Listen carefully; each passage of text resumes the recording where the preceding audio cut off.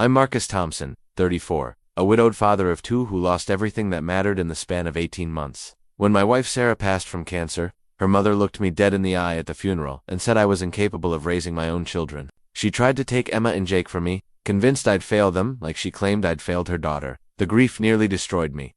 Some nights, I'd sit in my empty bedroom, staring at hospital bills and wondering if she was right. Maybe I wasn't enough. Maybe my kids deserved better than a broken man who could barely function without his wife's steady presence. But what Margaret didn't know was that Sarah had prepared me for this moment. Hidden in her final letters were instructions, encouragement, and a plan that would transform our shattered family into something stronger than we'd ever been before. Last month, I stood on stage accepting the National Single Parent of the Year award, my children beaming beside me. Margaret sat in the audience, her face a mixture of shock and something that might have been pride. The journey from Incapable to Celebrated had been brutal, beautiful, and completely unexpected. It was a Tuesday morning in March when Sarah found the lump. I was loading my truck for another day at the construction site when she called out from the bathroom, her voice carrying a tremor I'd never heard before. "Marcus, can you come here for a minute?" I dropped my tool belt and rushed upstairs, finding her standing in front of the mirror, her face pale as winter snow. Her hands shook as she guided mine to the spot just above her left breast. The lump was hard,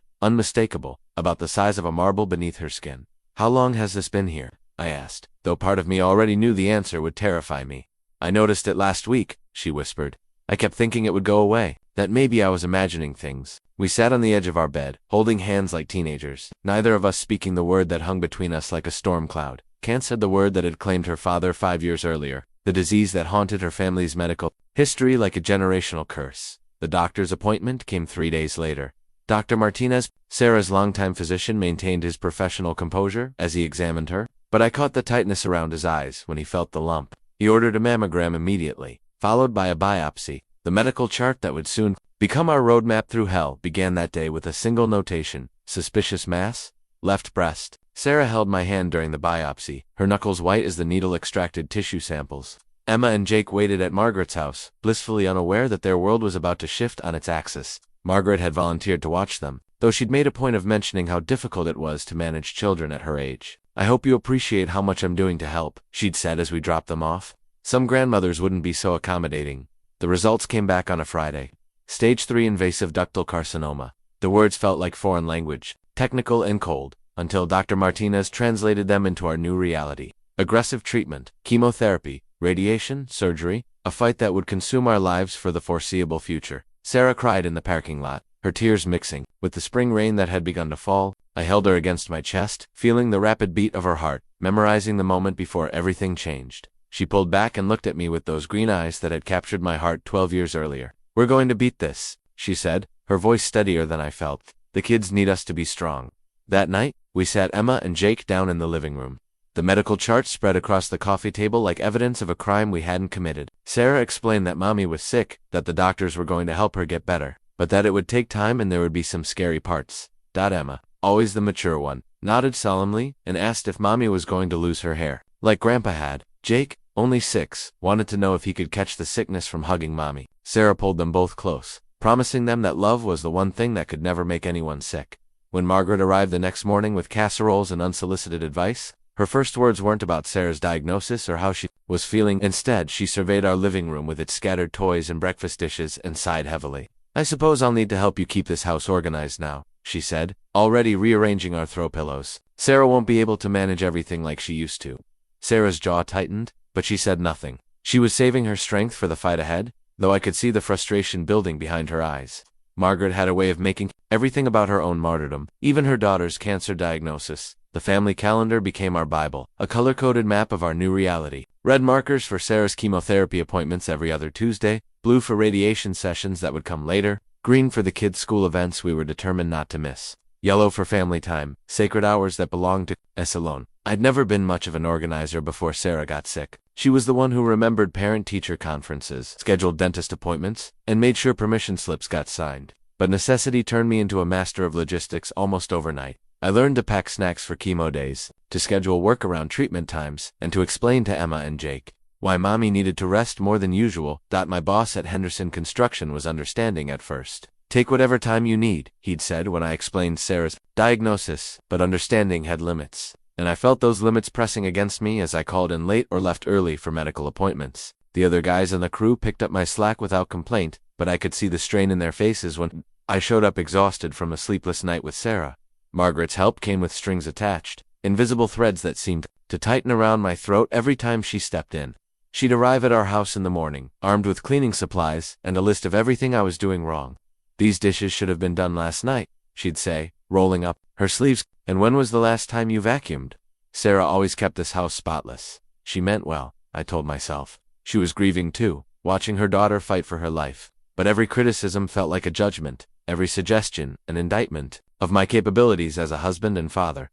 The first chemotherapy session was scheduled for a Thursday morning. Sarah had prepared the kids the night before, explaining that the medicine would make her feel tired and sick for a few days, but that it was strong enough to fight the bad cells in her body. Emma asked if she could go with us to the hospital, but Sarah gently explained that it was something Mommy and Daddy needed to do together. The oncology center smelled like disinfectant and false hope. Sarah sat in a blue recliner, an IV drip slowly delivering poison into her veins, poison that would hopefully save her life. I held her hand and tried to read a magazine, but the words blurred together as I watched the clear liquid flow into her body. "I'm scared," she whispered about halfway through the 4-hour treatment. "Me too," I admitted, squeezing her fingers. "But we're going to get through this." The side effects hit her hard. By Friday evening, she was nauseated and weak, barely able to keep down sips of ginger ale. Margaret swooped in like a general taking command of a battlefield, relegating me to the role of confused private. "Sarah needs quiet rest," she announced, taking over the kitchen. "You should focus on keeping the children occupied and out of her way." But Sarah didn't want to be isolated. She wanted Emma and Jake to curl up with her on the couch.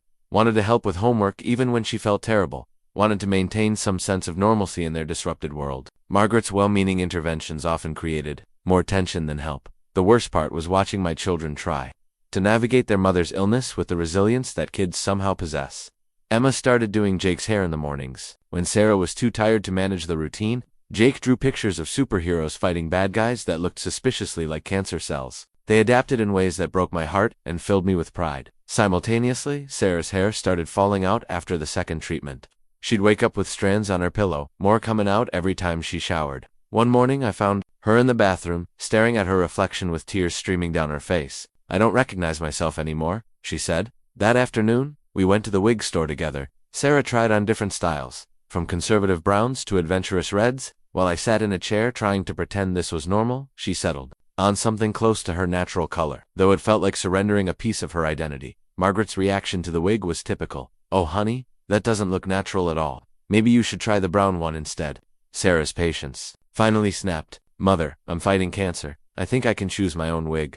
The tension between them had been building for weeks, and it finally erupted in our kitchen on a Tuesday evening.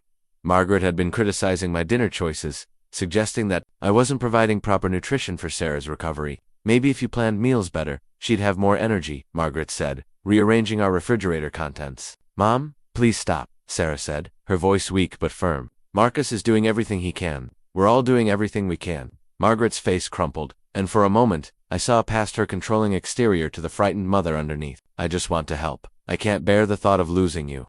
Sarah reached for her mother's hand. "I know, Mom, but criticizing Marcus isn't helping anyone. He's my partner in this fight, and I need you to support him, not undermine him."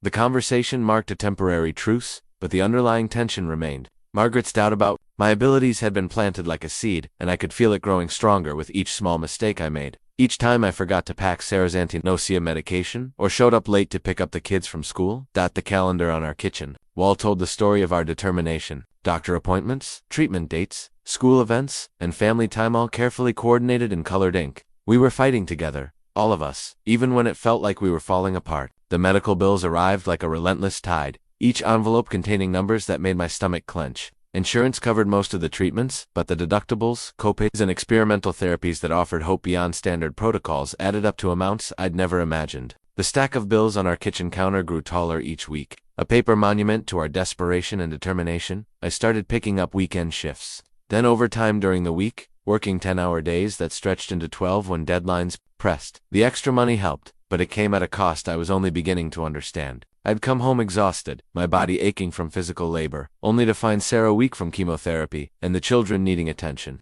I struggled to provide. Sleep became a luxury I couldn't afford. Sarah's treatment schedule meant she was often nauseated and restless at night, needing help to the bathroom or comfort when anxiety kept her awake. I'd hold her hair when she was sick, bring her water and crackers, then lie beside her listening to her breathing until exhaustion finally claimed me for a few hours. Margaret noticed my fatigue and interpreted it as incompetence. "You look terrible," she'd say when I stumbled into the kitchen for coffee at 6 in the morning.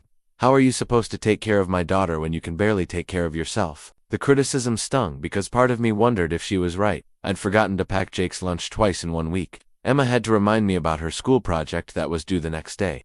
The laundry piled up until we were all wearing clothes from the bottom of our dressers, small failures that felt enormous under the weight of everything else. Sarah tried to maintain her role as family organizer despite her illness, but the chemo fog made concentration difficult. She'd start sentences and lose track of her thoughts, forget appointments she'd made, or become frustrated when she couldn't remember simple things. I watched the woman who'd managed our household with military precision struggle to remember what day it was.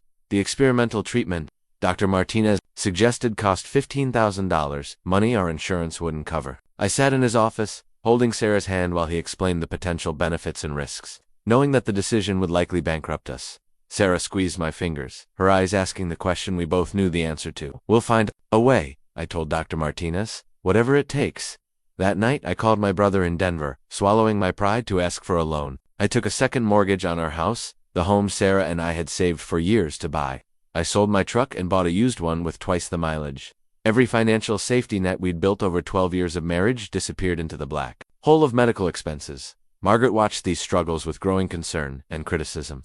"Maybe you should consider moving in with me," she suggested one evening while Sarah rested upstairs. "I have plenty of room, and it would be more practical financially." The suggestion made sense from a purely economic standpoint, but it felt like surrender. Sarah had built this home with me, chosen every paint color and piece of furniture. Moving in with Margaret would mean admitting I couldn't provide for my family, couldn't handle the responsibilities of being a husband and father during crisis. "We're managing fine," I told her, though the statement felt increasingly hollow. Strain showed in different ways. I snapped at Emma when she spilled juice on her homework. I forgot to return phone calls from concerned friends. I stood in the grocery store one afternoon, staring at the shelves, unable to remember what I'd come to buy. The list was in my hand, but the words seemed to swim before my eyes. Sarah's condition worsened, despite the aggressive treatment.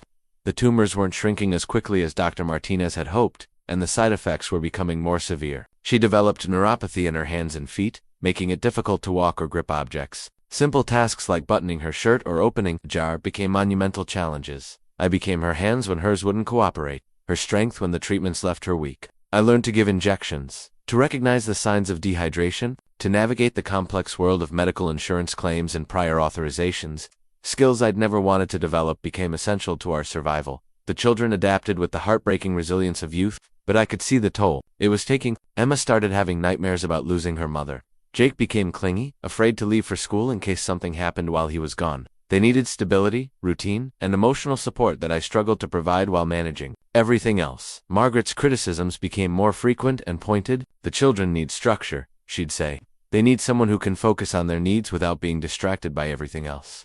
Her words planted seeds of doubt that grew in the exhausted soil of my mind. Maybe I wasn't enough. Maybe my children would be better off with someone who could give them the attention they deserved. Maybe Sarah would recover faster if she didn't have to worry about my ability to handle everything. The breaking point came on a Tuesday evening in November. Sarah had been hospitalized for dehydration, and I was trying to manage bedtime routines. While fielding calls from her doctors, Jake was crying because he wanted his mother to read him a story. Emma was struggling with math homework that might as well have been written in a foreign language given my exhausted state. Margaret arrived unannounced, taking in the scene with disapproving eyes.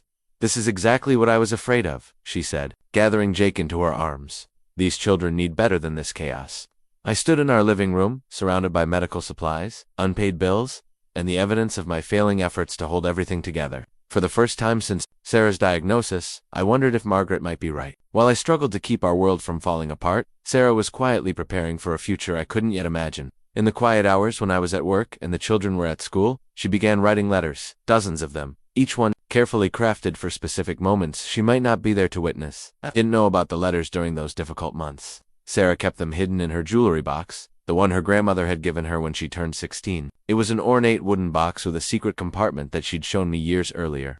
Back when our biggest secret was the surprise birthday party she was planning for Emma, she wrote during chemotherapy sessions, the pen sometimes shaking. In her hands from the medications, she wrote late at night when the steroids kept her awake, her laptop glowing in the darkness while I slept beside her. She wrote whenever she found a moment of clarity amid the fog of treatment, determined to leave pieces of herself behind for the people she loved most.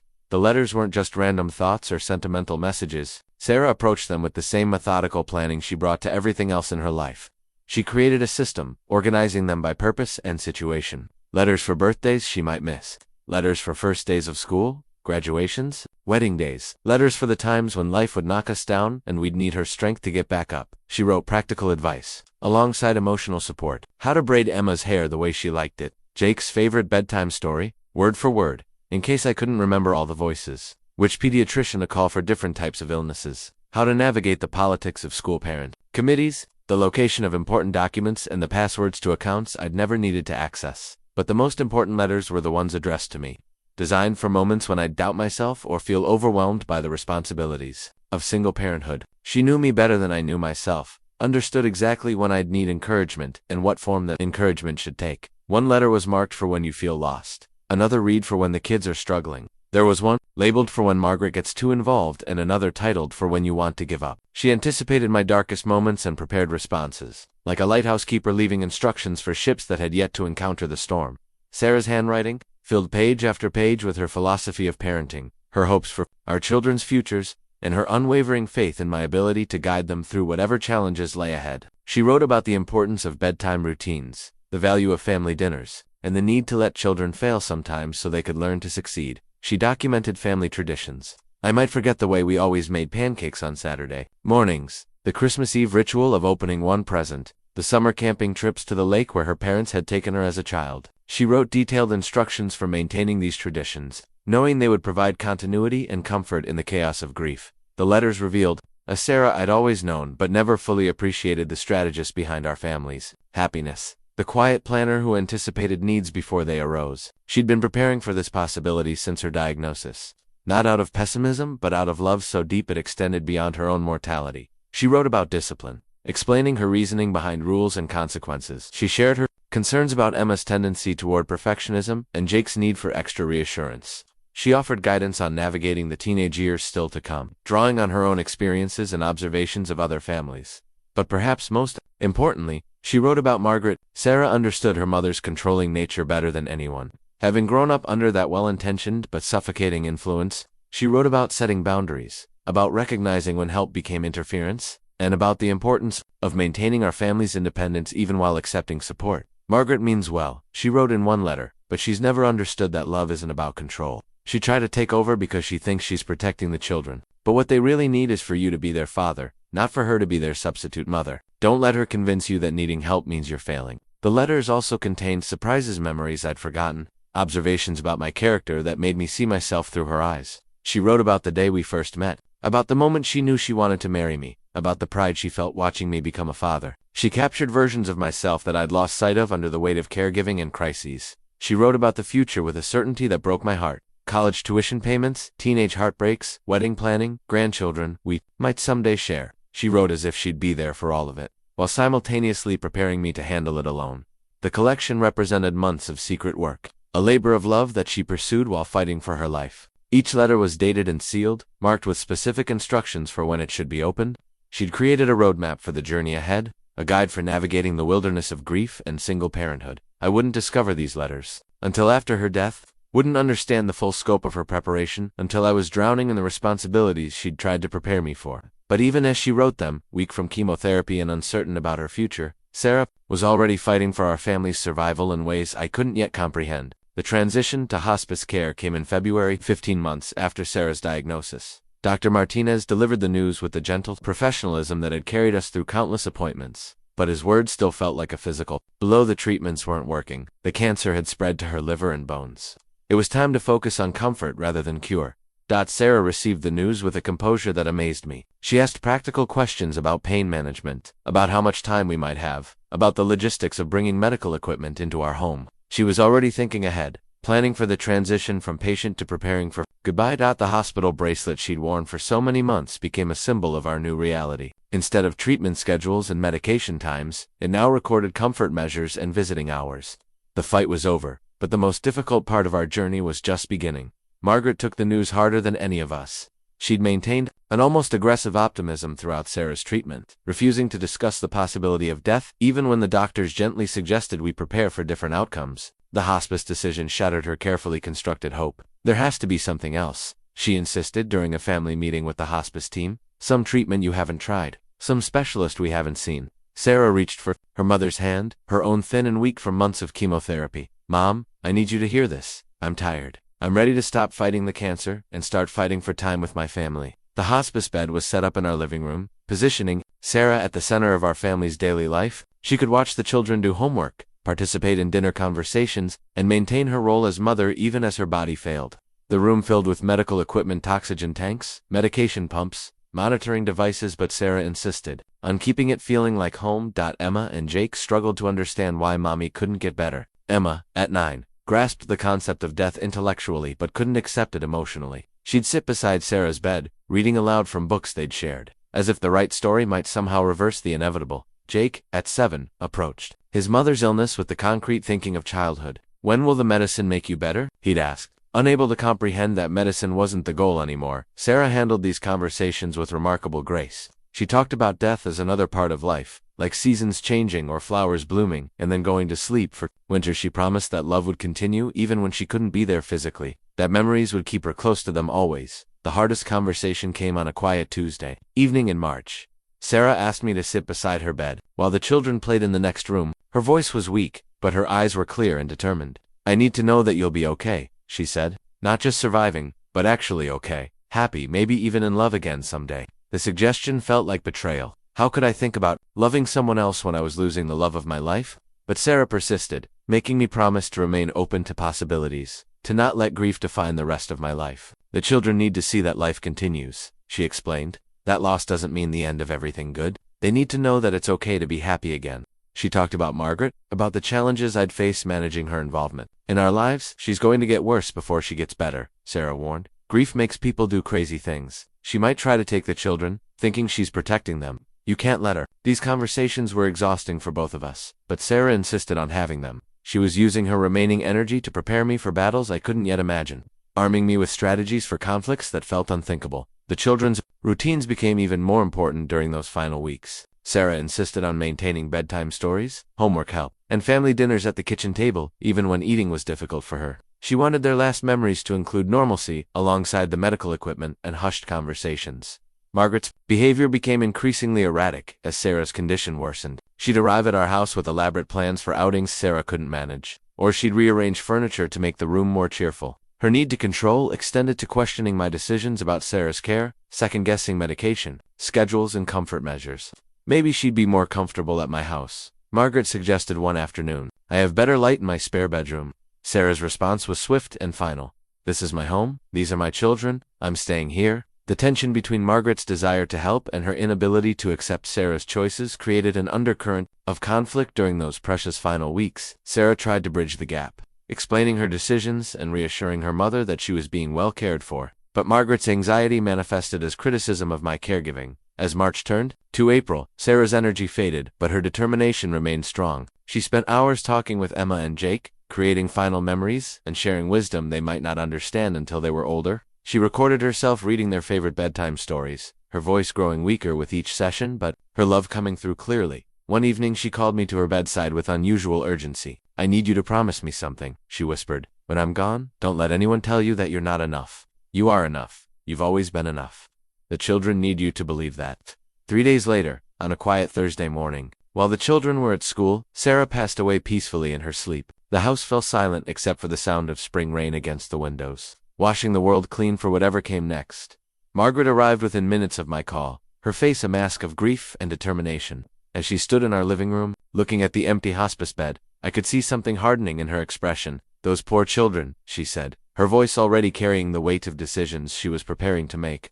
They're going to need so much more than you can give them. The funeral program was a testament to Sarah's life. Photographs from our wedding, family vacations, and quiet moments at home. I'd chosen the pictures carefully, wanting to capture not just the milestones but the everyday happiness that had defined our marriage. Emma and Jake had helped select their favorites, their small fingerprints still visible on the glossy pages. Sarah had planned her own service during those final weeks, choosing readings and songs that reflected her faith and her love for our family. She'd wanted celebration alongside mourning, remembrance alongside grief. The program included a poem she'd written for Emma and Jake, promising that love endures beyond physical presence. The church was packed with friends, neighbors, colleagues, and family members who had watched Sarah fight her courageous battle. People shared stories of her kindness, her organizational skills, her fierce protection of family. The service was beautiful, exactly what Sarah would have wanted, but the beauty of the morning was shattered by what happened afterward, as people filed out of the church, offering condolences and sharing memories. Margaret positioned herself near the door like a receiving line. She accepted sympathy with the bearing of a primary mourner, which I understood. She'd lost her daughter, and grief has no hierarchy. What I didn't expect was her public announcement. "I want everyone to know," she said, her voice carrying across the church steps, "that I'll be taking care of Emma and Jake now. Marcus has been through so much, and those precious children need stability that only family can provide." The words hit me like a physical blow. People stopped mid-conversation, uncertain how to respond. Emma tugged at my sleeve, confusion clear in her young face. Jake pressed closer to my side, sensing the tension he couldn't understand. "Margaret, this isn't the time or place I started," but she cut me off. "It's exactly the time and place," she said, her voice gaining strength. "These people care about the children. They need to know that arrangements are being made for their welfare." The crowd grew uncomfortable, caught between wanting to offer support and sensing they'd stumbled into a family conflict. I saw neighbors exchanging glances, friends uncertain whether to intervene or retreat. "Sarah wouldn't want this," I said, keeping my voice low for the children's sake. "She wouldn't want her funeral to become a battleground." Margaret's face flushed with anger and grief. "Don't you dare tell me what my daughter would want. I knew her for 34 years. I know she'd want her children protected and cared for properly." The word properly hung in the air, like an accusation.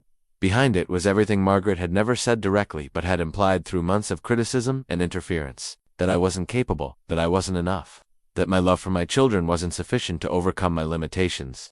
"Those children need their father," said Mrs. Henderson, our neighbor who had watched Emma and Jake grow up. "They need familiar faces and routines, not more upheaval. They need someone who can actually provide for them," Margaret replied, her composure cracking. "Someone who won't crumble under the pressure the way Marcus did during Sarah's illness." The public nature of the confrontation made it worse. People who cared about our family were forced to choose sides or make awkward exits. The children stood beside me, absorbing words they didn't fully understand but sensing the threat to their security. Pastor Williams, who had officiated the service, approached with diplomatic intent. "Perhaps this conversation would be better held privately," he suggested. "Today's about celebrating Sarah's life and supporting the family she loved." But Margaret was beyond diplomatic solutions. Her grief had twisted into something harder, more determined. "Everyone needs to understand that I'm not abandoning these children to uncertainty. I have the resources, the time, and the stability to give them what they need." The implicit criticism of my circumstances stung because it contained elements of truth. I was financially strained from Sarah's medical bills. I was emotionally exhausted from caregiving and grief. I was facing single parenthood with no roadmap and limited support. But what Margaret didn't understand, what she'd never understood, was that love isn't measured in bank accounts or perfectly organized homes. It's measured in presence, in showing up, in the thousand small acts of daily devotion that build a life together. "I understand you're grieving," I said, trying to find common ground. "We all are, but Emma and Jake need their father. They need to stay in their home, in their school, with their friends. They need stability, not more loss." Margaret's response was swift and cutting. "You've proven you're incapable of providing that stability. You couldn't even keep Sarah healthy." The accusation was so unfair, so cruel, that for a moment, I couldn't respond. Several people in the crowd made sounds of disapproval. Mrs. Henderson stepped forward protectively. "That's enough," she said firmly. "This man loved his wife and cared for her through everything. He's a good father, and those children belong with him." But Margaret's supporters spoke up too. Her sister nodded in agreement. A few family friends who had watched me struggle during Sarah's illness seemed to consider her words. "I'm not trying to be cruel," Margaret said, her voice taking on a reasonable tone that was somehow more threatening than her anger. "I'm trying to be practical. Marcus is a good man, but he's overwhelmed. The children have already lost their mother. They don't need to lose their security too." Emma finally spoke up, her young voice clear in the adult conversation. "I want to stay with Daddy." Jake echoed her words, clinging to my hand. "We want to stay home." Margaret's face softened when she looked at them. "Oh, sweethearts, you don't understand. Grandma has a big house with lots of room. You'd have your own bedrooms and a yard to play in. You'd be safe and taken care of." "We are safe," Emma said with the logic of childhood. "Daddy takes care of us."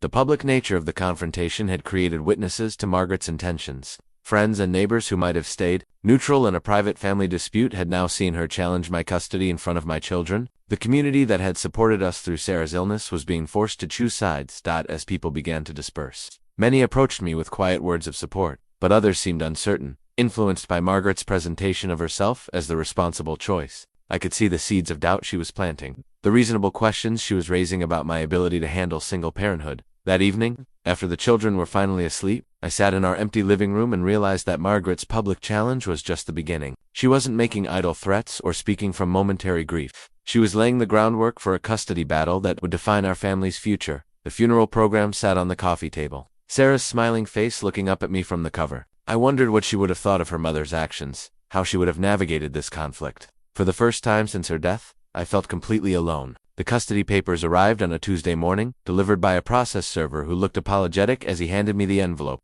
Emma and Jake were eating breakfast, arguing over who got the last strawberry. When our world shifted once again into territory I'd never imagined navigating. Petition for emergency custody and guardianship. The document read, filed by Margaret Elizabeth Hastings on behalf of minor children Emma Rose Thompson and Jacob Michael Thompson.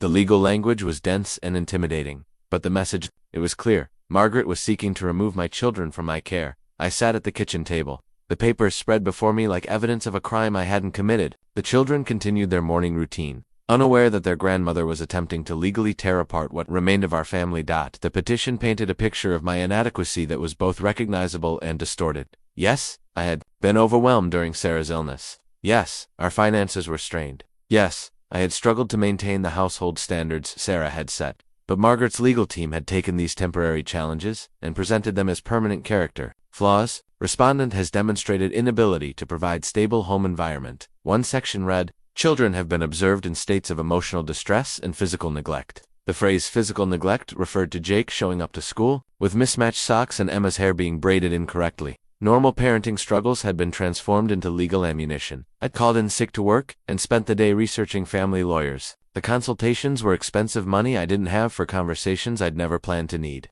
Each attorney I spoke with explained the complexity of grandparent rights, the challenges of defending against custody challenges, and the reality that good intentions don't always translate to legal victory.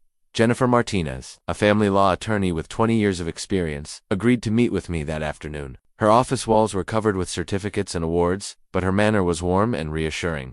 Tell me about your relationship with your children, she said, setting aside the petition paperwork. Not what Margaret claims, but what you know to be true. I talked about bedtime stories and homework help, about Saturday morning pancakes and bike rides in the park. I described Emma's perfectionist tendencies and Jake's need for extra cuddles. The way they both climbed into my bed after nightmares, seeking comfort I was always willing to provide. The court will look at several factors, Jennifer explained. The children's current living situation, your ability to provide for their needs, the stability of your home environment, and most importantly, what's in their best interests. She outlined the legal process ahead: temporary custody hearings, social services investigations, home visits by court-appointed guardians. The timeline could stretch for months, during which the children would live in uncertainty about their future. Margaret has advantages, Jennifer said honestly. She's financially stable, retired so she has time to devote to childcare, and she's positioning herself as the responsible choice.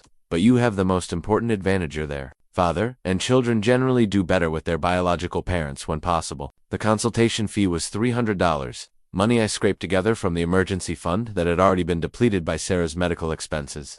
Jennifer agreed to represent me for a reduced rate, recognizing that this case was about justice as much as legal technicalities. News of the custody battle spread quickly through our community. Small towns don't keep secrets well, and legal proceedings involving children generate gossip and speculation. I found myself defending my parenting to neighbors, friends, and even strangers who had opinions about what was best for Emma and Jake. The school became a battleground of sorts. Margaret contacted Emma's teacher and Jake's principal, expressing concern about their emotional well-being and academic performance. She volunteered to help with school events and positioned herself as the stable grandparent stepping in during a family crisis. Mrs. Patterson, Emma's teacher, called me for a conference.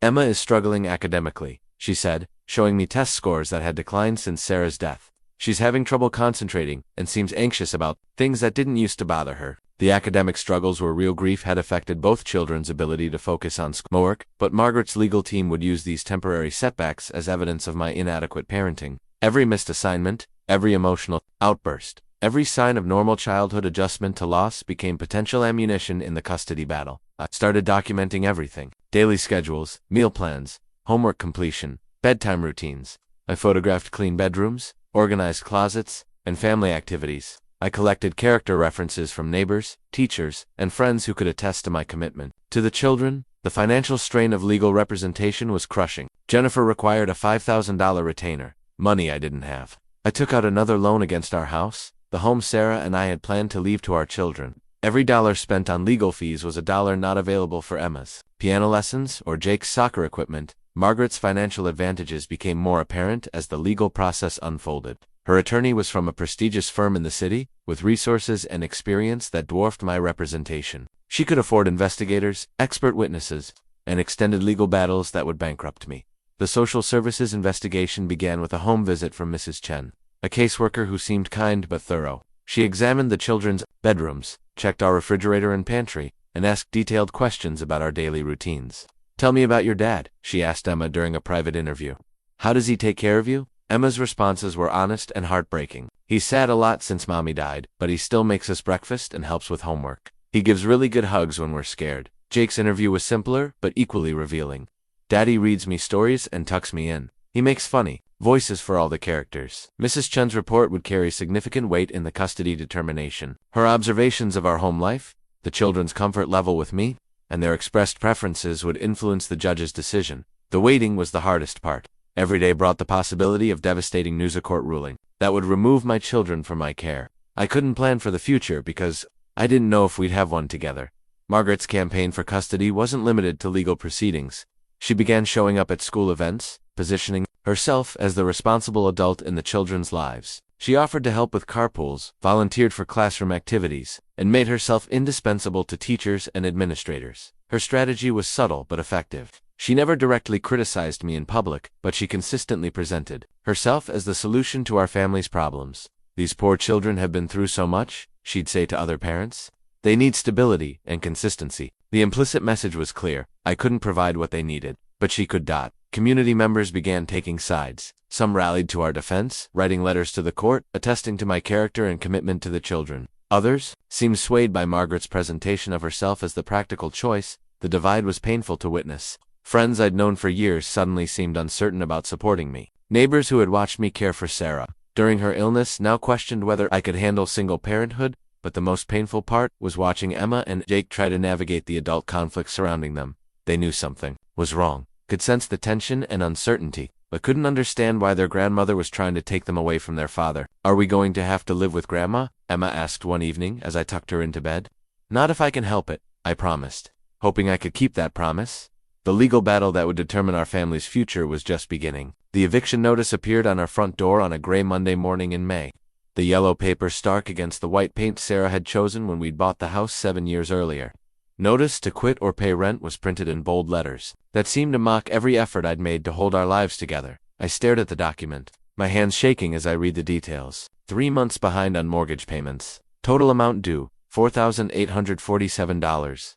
Days to remedy before foreclosure. Proceedings 30. The numbers blurred together as the reality of our situation crashed over me like a wave.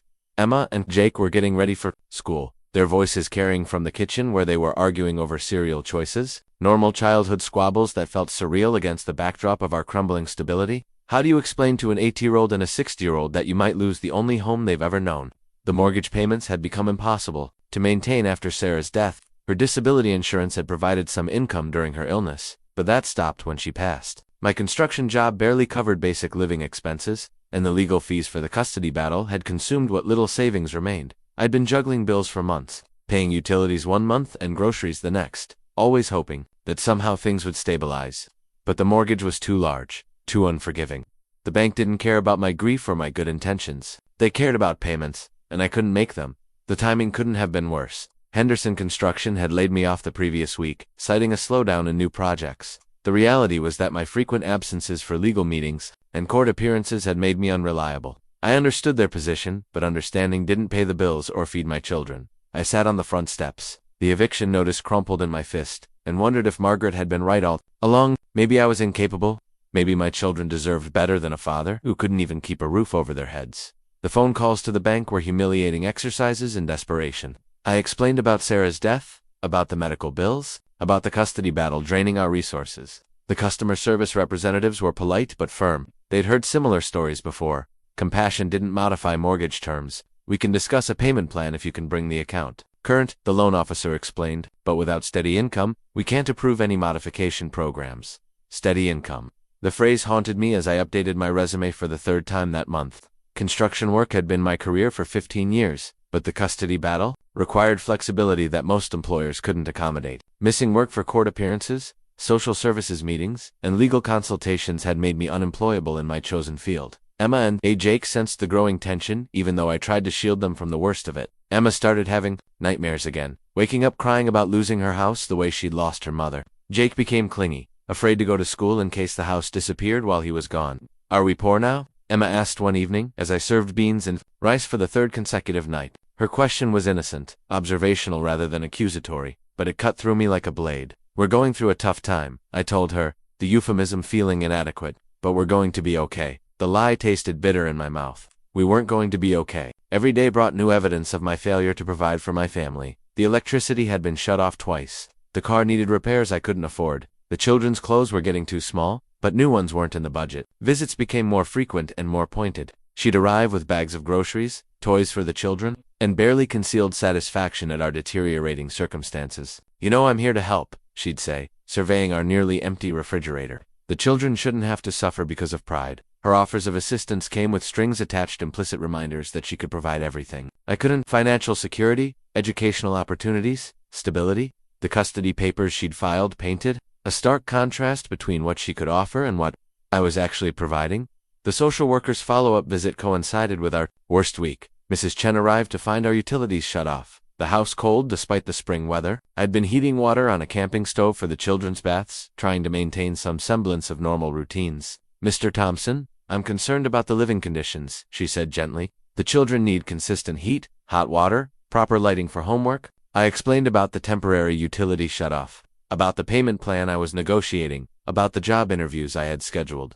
But explanations couldn't change the reality of what she was observing: 2 young children living in increasingly desperate circumstances. The written report she filed would become part of the custody case record. "Home visit revealed substandard living conditions due to financial hardship," she wrote.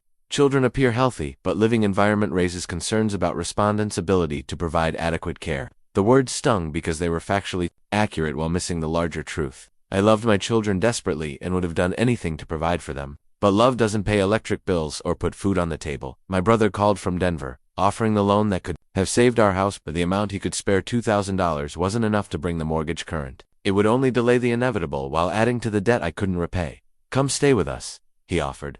"Bring the kids and start over here. The job market's better, and Sarah's medical bills won't follow you to Colorado." The suggestion was tempting but impractical. Moving would require money I didn't have, and it would mean abandoning the custody battle. Margaret would use my departure as evidence of instability, proof that I was running away from my responsibilities. The job search yielded temporary positions and empty promises. Day labor paid enough for groceries, but not for catching up on major bills. The gap between what I could earn and what we needed seemed impossible to bridge. The children's resilience amazed me, even as it broke my heart. Emma started rationing her snacks, saving half her school lunch for Jake. Jake offered to sell his toys to help Daddy pay for electricity. Their sacrifices were voluntary and devastating, proof of both their love and my failure to protect them from adult worries. The lowest point came on a Friday evening when Margaret arrived unannounced to find us eating peanut butter sandwiches. By candlelight, the power had been shut off again, and I hadn't been able to restore service before the weekend. "This is exactly what I was afraid of," she said, taking in the scene with the satisfaction of vindicated predictions. "These children are living like refugees in their own home?" I wanted to argue, to defend our circumstances, to explain that this was temporary, but sitting in our dark kitchen with my children, eating inadequate meals, I couldn't find the words to contradict her assessment. For the first time since Sarah's death, I seriously considered surrendering. Maybe Margaret was right. Maybe the children would be better off with someone who could provide basic necessities without struggle. Maybe my love wasn't enough, if I couldn't translate it into security and stability. The eviction notice on our door had become a countdown to homelessness. 30 days to find money I didn't have, or face the ultimate proof of my inadequacy as a provider. Margaret's custody petition was looking less like a power grab, and more like a reasonable response to an impossible situation. I sat in our dark living room that night, listening to my children sleep, and wondering if this was how failure felt: dramatic or sudden, but gradual and inevitable. Like watching the tide rise around a sandcastle you'd built with love, but couldn't protect from the waves. I found Sarah's jewelry box 3 days after the eviction notice, while packing our belongings in preparation for whatever came next. The ornate wooden box sat on her dresser where it had always been, but I'd avoided touching her personal items. In the weeks since her death, as if disturbing them might somehow make her absence more final, the box opened with a familiar creak I remembered from our early dating years. when Sarah would retrieve earrings while I waited downstairs to take her to dinner. Inside were the usual treasures, her grandmother's pearl necklace, the earrings I'd given her for our 5th anniversary, the simple gold band she'd worn beside her wedding ring, but tucked beneath the jewelry tray was something I'd never seen before, a small bundle of envelopes, each one marked with my name in Sarah's careful handwriting. The top envelope bore a label that made my hands shake, for when you feel lost. I sat on the edge of our bed, the same bed where Sarah had spent her final months, and opened the letter with trembling fingers. Her handwriting filled the page, as familiar as my own face in the mirror. "My dearest Marcus," it began. "If you're reading this, then you've reached the moment I've been preparing for. The moment when everything feels impossible, and you're questioning whether you're enough for our children. Let me tell you what I know, with absolute certainty, you are more than enough. You always have been." The words blurred as tears filled my eyes. Sarah's voice seemed to speak directly from the page, addressing fears I hadn't even fully acknowledged to myself. "I know you're probably sitting in our bedroom surrounded by problems that feel insurmountable. Bills, maybe, work troubles. Criticism from people who think they know what's best for our family. I know because I know you, Marcus. I know how you carry the weight of responsibility like it's your personal burden to bear." She was right about everything, the location, the circumstances, the crushing weight of failure I'd been carrying alone. How had she known exactly when and where I'd need these words? Remember the day Jake was born, when complications during delivery meant emergency surgery? You sat in that waiting room for 6 hours, convinced that something terrible was going to happen. You called yourself a failure because you couldn't protect us from the scary parts of life. But Marcus, you were there. You held my hand. You prayed with me. You were exactly where we needed you to be. I remembered that day vividly, the fear, the helplessness, the overwhelming sense that I should have been able to fix everything. Sarah had comforted me then, just as she was comforting me now from beyond death. Being a good father isn't about having all the answers or never struggling with problems. It's about showing up, about loving fiercely, about teaching our children that life includes difficulties, but that we face them together. You've been showing them this every day since I got sick. The letter continued with specific observations about my parenting that I'd never noticed Sarah making. She wrote about the way I always checked on the children twice before going to bed, how I saved the last bite of dessert for whoever wanted it most, how I made up silly songs to help Jake remember his spelling words. You think you're failing because the house isn't as organized as when I managed it, because you sometimes serve cereal for dinner, because you can't braid Emma's hair the way she likes it. But Marcus, our children don't need perfection.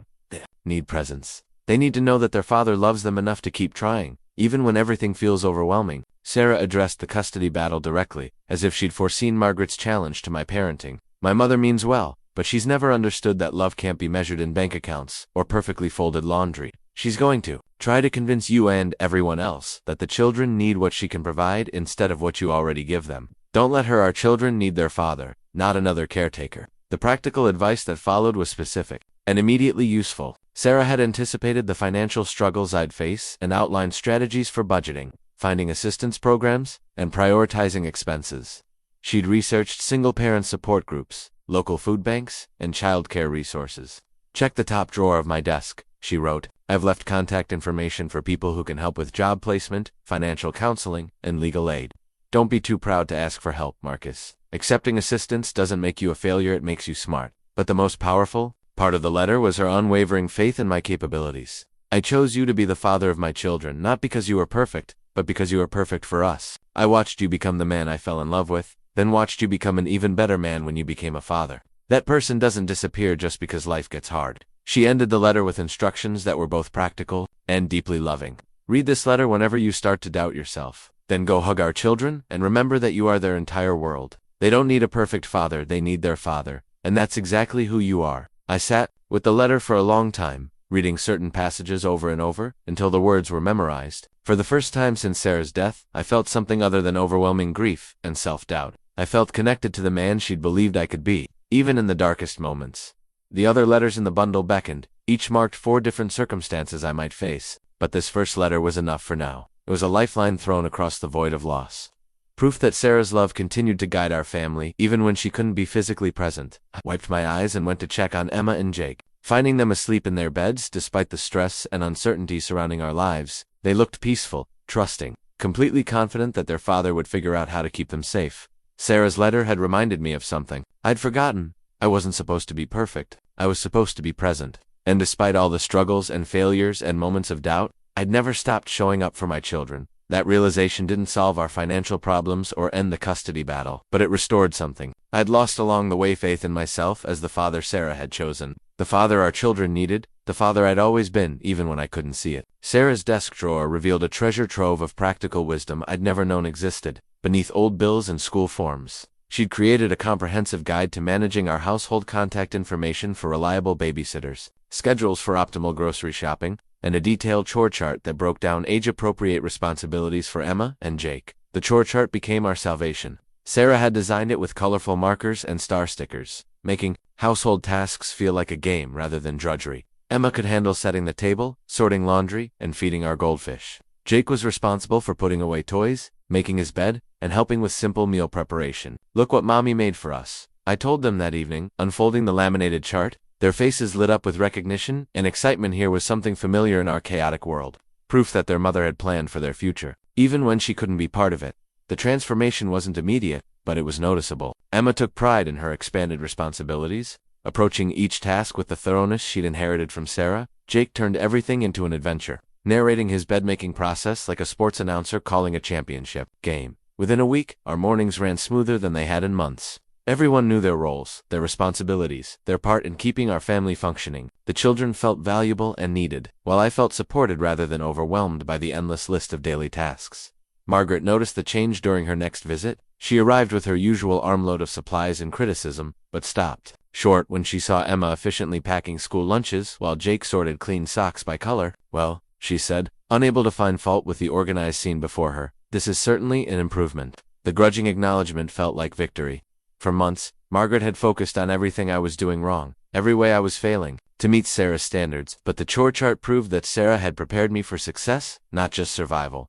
The financial crisis remained dire, but Sarah's research had provided a roadmap for seeking help. She'd identified local food banks, utility assistance programs, and emergency funds specifically designed for families facing temporary hardship. The information came with detailed instructions and contact names, removing the guesswork from asking for help. The Community Resource Center became a weekly stop. Mrs. Williams, the coordinator, had known Sarah from their volunteer work together. At the children's school, she guided me through application processes with patience and dignity, never making me feel like a charity case. "Sarah mentioned you might need these services someday," she said, pulling out a file with my name already on it. She was always thinking ahead, planning for every possibility. The revelation that Sarah had anticipated and prepared for our current struggles was both heartbreaking and comforting. She'd known that her death would create financial hardship, had understood that my income alone wouldn't sustain our lifestyle. Rather than leaving me to figure it out alone, she'd created a support network I could access when ready. The food bank visits were humbling but necessary. Emma and Jake approached them with the adaptability of children, treating the experience as an adventure in trying new foods. They didn't understand the shame I felt accepting charity, saw only the kindness of volunteers who made sure we had groceries for the week. Sarah's organizational systems extended beyond household management to emotional care.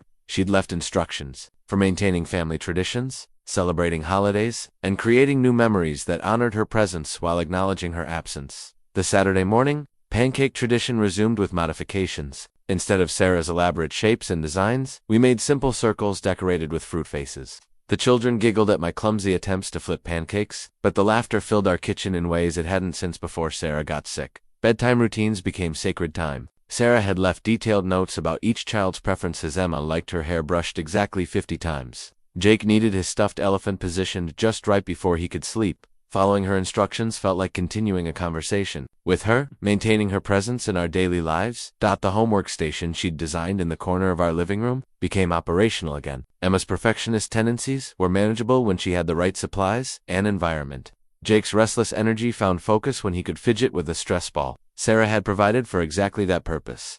Margaret's surprise visits became less critical as she witnessed our improving household management. The children were cleaner, better fed, and more emotionally stable. Their rooms stayed organized. Their homework was completed on time. The chaos she'd expected to find was replaced by structured routines that worked. "I have to admit," she said, during one visit, "the children seem to be adjusting well to your system." The word "your" was significant. She was acknowledging that these were my systems, my successes, my capabilities as a parent. It wasn't the full endorsement I hoped for, but it was progress. The court-appointed guardian ad litem made her first official visit during this period of increased stability. Mrs. Rodriguez interviewed the children separately, observed our family interactions, and toured our home with the critical eye of someone whose recommendations would influence our custody case. Emma spoke confidently about our daily routines, showing Mrs. Rodriguez her chore chart and explaining how she helped take care of Jake. Her pride in her responsibilities was evident, as was her comfort with the structure. I'd implemented. Jake's interview was more challenging. He was young and easily distracted, but his attachment to me was obvious. When Mrs. Rodriguez asked who he wanted to live with, his answer was immediate and certain: my daddy.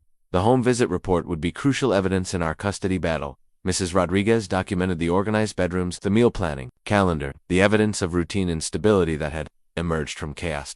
But the most significant change wasn't visible in any report or observation. It was the restoration of my confidence as a father. Sarah's systems had given me tools for success, but more importantly, they'd reminded me that I was capable of rising to challenges when properly supported. The children sensed my growing confidence and responded with increased security. Emma's anxiety diminished when she could predict our daily rhythms.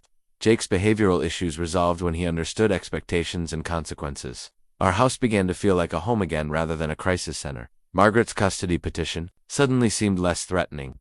The evidence she'd cited: disorganized household, struggling children, overwhelmed father, was being systematically addressed.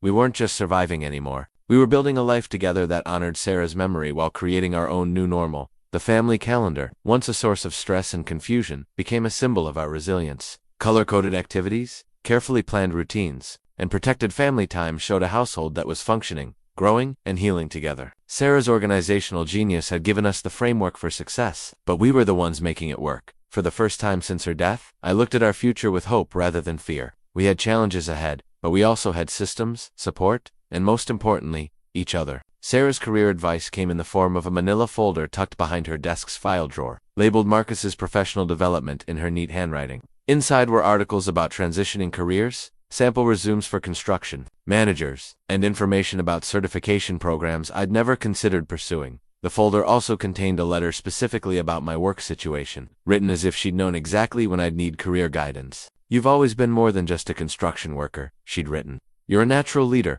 a problem solver, and someone who understands both the technical and human sides of building projects. It's time to position yourself that way." Professionally, her assessment surprised me. I'd always seen myself as a guy who worked with his hands, someone who showed up, did the job, and went home. But Sarah had observed qualities I'd never recognized: the way I mediated disputes between crew members, how I anticipated problems before they became crises, my ability to explain complex processes to clients and new workers. The resume she'd helped draft told a different story than the one I'd been telling about myself. Instead of construction laborer, I became experienced construction professional with leadership and project coordination experience. My 15 years in the field were reframed as progressive development rather than just accumulated time. Sarah had researched project management certification programs, including one offered by the community college that could be completed evenings and weekends. The coursework would formalize skills I'd already developed on job sites, giving me credentials that matched my experience. I enrolled in the program using money from the Emergency Assistance Fund Mrs. Williams had helped me access. The classes met twice a week after the children's bedtime, requiring careful coordination of babysitting with neighbors who'd offered to help. Mrs. Henderson from next door became my regular Tuesday evening sitter, refusing payment but accepting my promise to help with her yard work when time permitted. The certification program was challenging but energizing. For the first time in months, I was thinking about my future rather than just surviving each day. The other students were mostly younger, recent college graduates looking to enter construction management. I was older, more experienced, but less formally educated. The combination created interesting classroom dynamics. My instructor, Professor Martinez, recognized the practical knowledge I brought to discussions. When we studied project scheduling, I could describe real-world complications that textbooks didn't address. When we covered team management, I shared stories of motivating crews during difficult jobs. "You should consider teaching someday," Professor Martinez suggested after a particularly engaged class discussion. "You have a gift for explaining complex concepts in practical terms."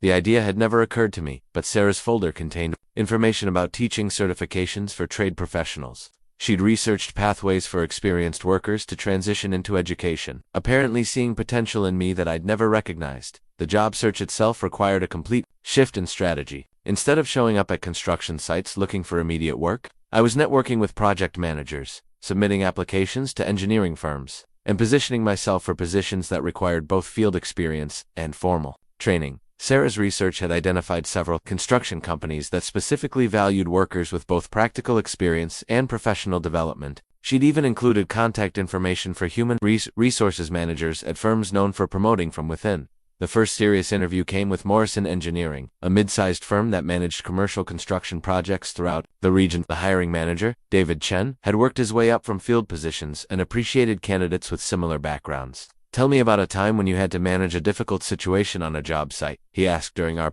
meeting. I described a project where material delays threatened to derail the entire timeline. Instead of waiting for management direction, I'd coordinated with suppliers, adjusted work sequences, and kept the crew productive despite the complications. What I'd thought of as just doing my job, David recognized as project management skills. That's exactly the kind of initiative we need, he said. Someone who can think beyond their immediate responsibilities and see the bigger picture. The position was assistant project manager for a new shopping center development. The salary was modest but steady, with benefits that included health, insurance, and professional development opportunities. Most importantly, it was work that could grow into something bigger. Morrison Engineering also offered family-friendly policies that had been rare in my construction experience. Flexible scheduling for family emergencies, paid time off for school events, and understanding supervisors who recognized that employees had lives outside of work. The job offer came 2 weeks after my interview. Contingent on completing the project management certification, I had 6 weeks to finish the coursework and pass the final examination. The timeline was tight but achievable with focused effort. Margaret's reaction to the job news was predictably mixed. Well, that's better than day labor, she said, but assistant manager isn't exactly a leadership position. Her criticism stung less than it would have months earlier. Sarah's letter about my professional potential had shifted my perspective. About career progression, this job wasn't the end. GoLit was the beginning of a trajectory that could lead to management, consulting, or even teaching positions. The children were proud of my job news, even though they didn't fully understand what a project manager did. Emma helped me organize my study materials, creating color-coded folders for different subjects. Jake drew pictures of me wearing a hard hat and tie, his version of a professional construction manager.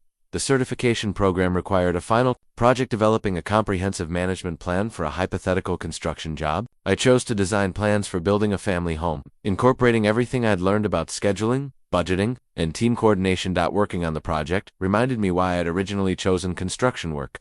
There was something deeply satisfying about taking raw materials and creating something useful, permanent, meaningful, but now I could see the bigger picture: how individual skills contributed to larger goals. How effective management made everyone's work more meaningful. Night before my final exam, I found another letter from Sarah in the folder. This one was marked for when you're ready to grow, and it contained her belief that I was capable of more than I'd ever imagined. You've always been a builder, she wrote. You built our home, our family, our life together. Now it's time to build a career that matches your abilities. Don't let anyone, including yourself, convince you that you should settle for less than you're capable of achieving. I passed the certification exam with a score that qualified me for advanced coursework. The Morrison Engineering position started the following Monday, marking the beginning of a career phase I'd never envisioned. But that felt like a natural evolution of everything I'd already learned. The steady income meant we could catch up on mortgage payments, restore utilities without constant worry, and begin rebuilding the financial security that Sarah's illness had destroyed. More importantly, it meant I could provide for my children with dignity rather than desperation. Custody petitions seemed increasingly unreasonable as our circumstances stabilized. The man who couldn't keep a job had become a certified project manager with steady employment. The father who couldn't provide basic necessities was now earning enough to support his family independently. But the real victory wasn't professional or financial, it was personal. Sarah had seen potential in me that I'd never recognized, and her guidance had helped me become the person she'd always believed I could be. Emma's report card arrived on a Friday afternoon in October, 6 months after Sarah's death, and 3 months into our new routines. I opened the envelope with the familiar anxiety that had accompanied every school communication since the custody battle began, expecting more evidence of my children's struggles that Margaret could use against me. Instead, I found something miraculous: straight A's. Every subject showed improvement from the previous quarter. Math, which had been Emma's biggest challenge during the chaos following Sarah's death, now showed exceeds expectations. Her teachers' comments praised her organization, completion of assignments, and positive attitude in class. Emma has shown remarkable resilience this year, Mrs. Patterson had written. Her academic performance reflects the stability and support she's receiving at home. She should be very proud of her accomplishments. I stared at the report card for several minutes, reading each grade multiple times to make sure I wasn't misunderstanding. Emma had not just recovered from her grief-related academic struggles, she was thriving.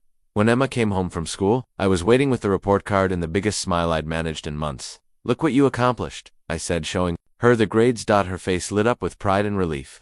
"I worked really hard on math," she said, "and I used Mommy's study schedule like you showed me." The study schedule was another of Sarah's organizational gifts. A detailed plan for homework completion that Emma had initially resisted but eventually embraced. The routine gave her structure during the chaotic hours after school, helping her focus despite the emotional turbulence in our lives. Jake's improvements were different but equally significant. His behavioral issues at school, the acting out, the difficulty sitting still, the emotional outbursts had largely resolved as our home life stabilized. His teacher reported that he was participating in class discussions, completing his work, and getting along better with classmates. The transformation hadn't happened overnight. It was the result of consistent bedtimes, nutritious meals, predictable routines, and most importantly, a father who was present and engaged rather than overwhelmed and distracted. Margaret witnessed one of these small victories during an unexpected visit on a Tuesday evening. She arrived to find Emma helping Jake with his reading homework, while I prepared dinner. A scene of domestic harmony that contradicted her narrative about our chaotic household. "Sound it out," Emma was saying patiently as Jake struggled with a difficult word. "Remember what Daddy taught us about breaking big words into smaller pieces?" Jake followed her guidance and successfully read the sentence, pumping his fist in triumph. Emma clapped for him, and I called out congratulations from the kitchen. The interaction was natural, loving, and completely normal, exactly what a functional family looked like. Margaret observed this scene without comment, but I could see her mental calculations adjusting. The children she'd expected to find struggling were instead supporting each other, demonstrating the resilience and security that came from stable parenting. My own confidence was growing alongside the children's improvements. The project management position at Morrison Engineering was exceeding my expectations. David Chen had become both supervisor and mentor, recognizing leadership potential that I was finally beginning to see in myself. "You have natural instincts for team management," he told me during my 3-month review. "The crew responds well to your direction, and clients appreciate your communication style. Have you considered pursuing additional certifications?" The suggestion would have seemed absurd a year earlier, but Sarah's career guidance had opened my mind to possibilities beyond my traditional self-limitations. I was already researching advanced project management coursework and considering in residential construction. The financial picture was stabilizing too. The steady income from Morrison Engineering, combined with careful budgeting using Sarah's organizational systems, had allowed us to catch up on most overdue bills. We weren't prosperous, but we were secure, a dramatic improvement from the eviction notices and utility shutoffs of earlier months. The children's social lives were recovering as well. Emma had been invited to 3 birthday parties in the past month, a sign that her friendships were rebuilding after the isolation that had accompanied our family crisis. Jake had joined the local soccer league, running around the field with the endless energy that had once been channeled into behavioral problems. These activities required coordination and investment, transportation, equipment, social obligations, but they were investments in my children's normalcy and happiness. Sarah's planning had anticipated these needs, setting aside money for extracurricular activities and social development. The custody case timeline was approaching its critical phase. Mrs. Rodriguez, the court-appointed guardian, was scheduled for a final home visit before filing her recommendation with the judge. The timing coincided with our period of greatest stability and success. Her visit found children who were thriving academically, socially, and emotionally. She observed bedtime routines that were consistent and nurturing, morning schedules that ran smoothly, and family interactions that demonstrated genuine affection and respect. "The children clearly feel secure in their father's care," she noted during her exit interview. "They've established routines, they're performing well in school, and they express consistent preference for remaining in their current living situation." Preliminary indication was that her recommendation would favor maintaining the current custody arrangement. Margaret's petition was looking increasingly like the emotional overreach it had always been, unsupported by evidence of actual inadequate parenting. But perhaps the most significant victory was internal. I was beginning to recognize myself as the father Sarah had always signed, capable, loving, and sufficient for our children's needs. The man who had sat in our dark kitchen, wondering if he was enough, had evolved into someone who knew his worth. Wasn't measured by perfection but by presence and persistence. The children's confidence reflected my own growing stability. Emma's academic success wasn't just about better study habits. It was about feeling secure enough to focus on learning rather than worrying about adult problems. Jake's behavioral improvements weren't just about consistent discipline, were about trusting that his father could handle whatever challenges arose. Margaret's criticism had shifted from direct attacks to grudging acknowledgement of improvements. She still found fault with minor details. His hair wasn't perfectly styled, Jake's clothes didn't always match, but she couldn't argue with the overall trajectory of our family's recovery. "I suppose you're managing better than I expected," she admitted during one visit, the closest she'd come to acknowledging that my parenting was actually effective. The small victories were accumulating into something larger, proof that love, combined with good systems and persistent effort, could create stability and success even in the aftermath of devastating loss. We weren't just surviving anymore. We were building a life together that honored Sarah's memory while creating our own new traditions and achievements. Emma's perfect report card sat on our refrigerator, a visible reminder that our family was not only intact but thriving. The custody battle that had once seemed so threatening was becoming an opportunity to demonstrate just how capable we'd become together. The courthouse felt imposing and foreign when we arrived for the custody hearing on a cold November morning. Emma and Jake waited with Mrs. Henderson in the hallway while I sat with Jennifer Martinez, reviewing our strategy one final time. The manila envelope in my hands contained character reference letters that represented months of community support. 20-3 letters from teachers, neighbors, friends, and colleagues. Each one told a story of the father I'd become during our family's darkest period. Mrs. Patterson, Emma's teacher, wrote about my consistent involvement in school activities despite work obligations. Coach Williams from Jake's soccer team described my reliability and positive interaction with children. David Chen from Morrison Engineering detailed my professional growth and family-centered priorities. These letters paint a picture of a devoted father who's overcome significant challenges, Jennifer said, spreading them across the table. They show community support, professional stability, and most importantly, children who are thriving under your care. Margaret sat across the courtroom with her attorney, a polished woman from the city whose expensive suit contrasted sharply with Jennifer's more modest appearance. The disparity reminded me of the financial advantages Margaret possessed. But our evidence told a story that money couldn't purchase. Judge Williams called the hearing to order with the gravity appropriate for a case involving children's welfare. Her reputation was fair, but thorough. She would examine every aspect of our situation before making a decision that would define our family's future. Margaret's attorney presented their case first, painting a picture of an overwhelmed single father struggling with responsibilities beyond his capabilities. They cited the period immediately following Sarah's death, the job loss, financial struggles, and household disorganization that had characterized our lowest moments. Mrs. Hastings offers stability, financial security, and full-time availability for the children's needs, the attorney argued. She has the resources and experience necessary to provide optimal care during this critical period of adjustment. The presentation was professional and persuasive, focusing on practical advantages that were difficult to dispute. Margaret could provide private schools, tutoring, extracurricular activities, and educational opportunities that my income couldn't match. But when Jennifer stood to present our case, she shifted the focus from material advantages to emotional bonds and actual outcomes. Your Honor, she began, this case isn't about who can provide the most expensive education or the largest house. It's about what's best for these specific children during their recovery from losing their mother. Jennifer called Mrs. Rodriguez to testify about her guardian ad litem investigation. The court-appointed advocate had spent months observing our family dynamics, interviewing the children, and assessing their adjustment to their mother's death. The children have shown remarkable resilience under their father's care, Mrs. Rodriguez testified. They've maintained strong academic performance, developed age-appropriate coping mechanisms, and consistently expressed preference for remaining with their father. She described the home visits in detail, the organized bedrooms, the family chore charts, the evidence of stable routines and emotional security. Her report included the children's own words about feeling safe, loved, and supported in their current living situation. Emma told me that her daddy makes everything feel normal again, Mrs. Rodriguez said. Jake said he needs his daddy to read him bedtime stories because that's what daddies do. Margaret's attorney tried to undermine this testimony by questioning my financial stability and single parenting capabilities, but Mrs. Rodriguez's responses were measured and factual. Mr. Thompson has demonstrated consistent employment, appropriate housing, and effective parenting skills. The children's academic performance, social development, and emotional well-being all indicate a stable, nurturing environment.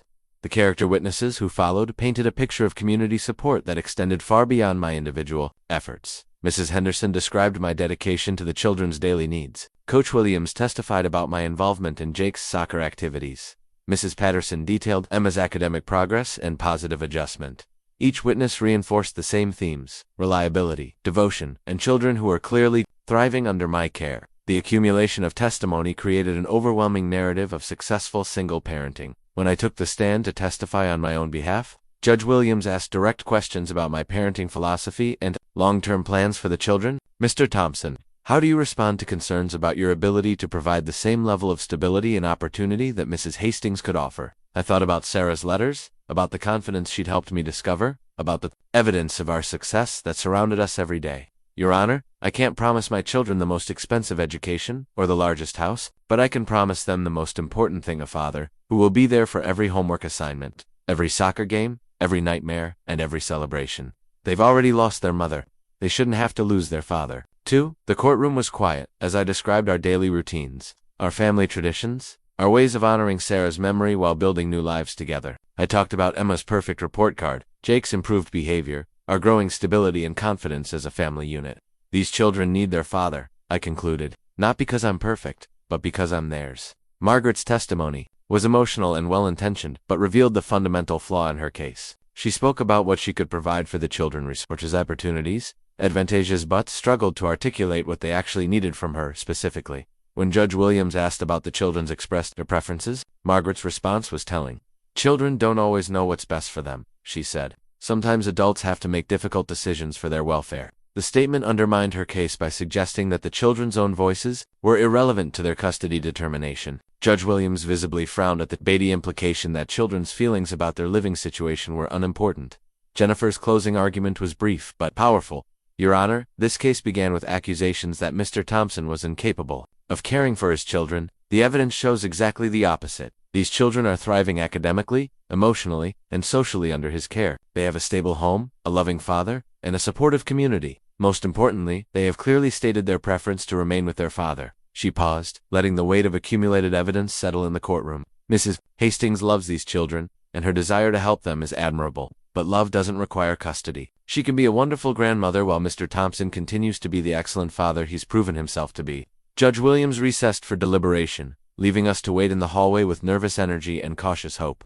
Emma and Jake sensed the importance of the day without understanding the legal implications. They stayed close to me, Jake holding my hand while Emma leaned against my shoulder. When court reconvened, Judge Williams delivered her decision with the measured tone of someone who understood the lasting impact of her words. Based on the evidence presented, including the guardian ad litem's thorough investigation and the testimony of multiple witnesses, this court finds that the children's best interests are served by remaining in their father's custody. Relief flooded through me so powerfully that I nearly collapsed. Jennifer squeezed my arm in congratulation while Emma and Jake hugged me without fully understanding what they were celebrating.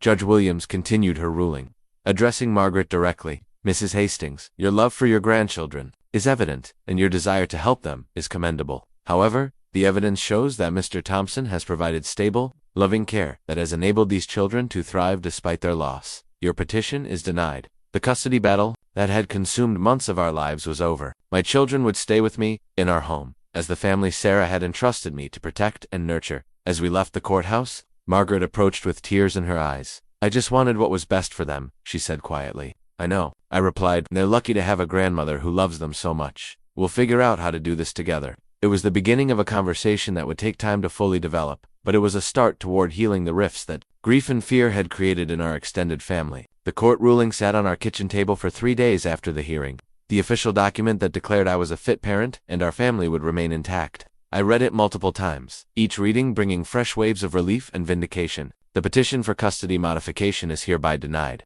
The final line stated in bold print. Emma and Jake understood the victory in child-appropriate terms.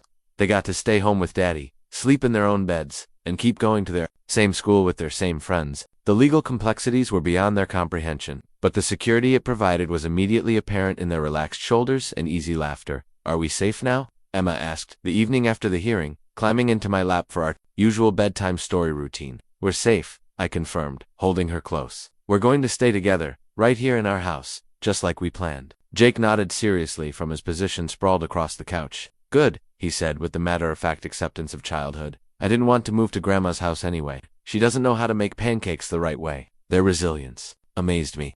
They'd endured their mother's death, months of adult conflict, and uncertainty about their future home.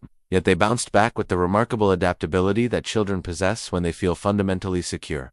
The community response to our custody victory was overwhelmingly positive. Mrs. Henderson baked cookies to celebrate. Coach Williams announced the good news to Jake's soccer team, prompting cheers from 6-year-olds who didn't fully understand what they were celebrating but knew their teammate was happy. Mrs. Patterson, Emma's teacher, pulled me aside during pickup to express her relief. I was prepared to testify about how well Emma was doing, she said. It would have been heartbreaking to see her removed from such a stable situation. You've done remarkable work helping her adjust to her mother's death. The professional recognition meant more than I could express. For months I'd doubted my parenting abilities, questioned whether I was enough for my children. Having an experienced educator confirm that Emma was thriving under my care validated every late night, every struggle, every small victory we'd achieved together. Margaret's reaction to the court's decision was complicated. She'd requested a meeting the week after the hearing, arriving at our house with less certainty than she'd displayed during months of custody battle preparation. I need you to understand, she said, sitting uncomfortably in our living room. I truly believed I was doing what was best for Emma and Jake. I nodded, recognizing the grief and fear that had motivated her actions.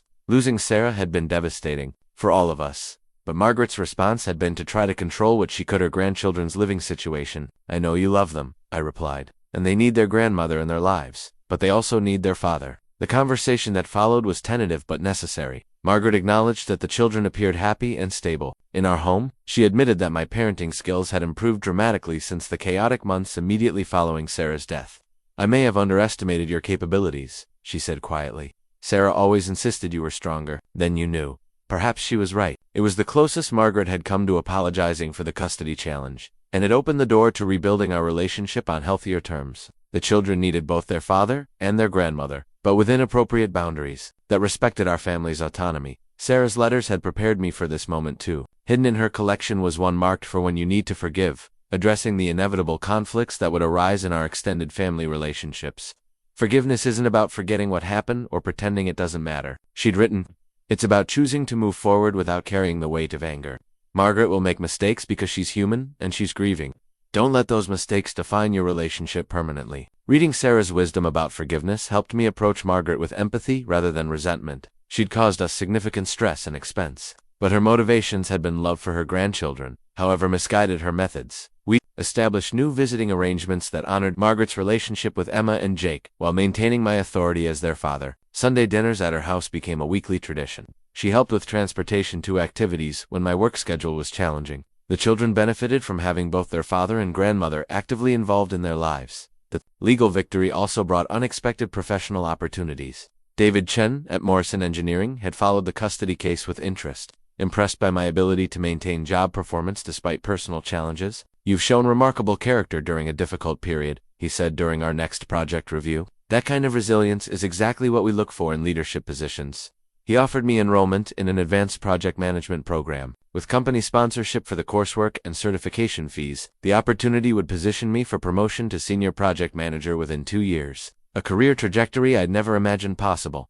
The children's adjustment continued to improve with the stability that came from resolved legal status. Emma's grades remained excellent, and she'd developed friendships with classmates whose parents appreciated our family's journey through crisis and recovery. Jake's behavioral issues had become distant memories. His teacher reported that he was one of the most well-adjusted children in his class, helpful with younger students and enthusiastic about learning activities. The financial picture was stabilizing too. The steady income from Morrison Engineering, combined with careful budgeting and the end of legal expenses, allowed us to rebuild our emergency fund and plan for the children's future needs. I opened college savings accounts for both Emma and Jake. Modest contributions that would grow over time. The act of planning for their educational futures felt like a declaration of confidence in our family's stability and prospects. The house that had once been threatened by foreclosure was now truly ours again. I made extra principal payments when possible, knowing that financial security was one of the best gifts I could give my children. Sarah would have approved of the careful financial planning that honored both present needs and future goals.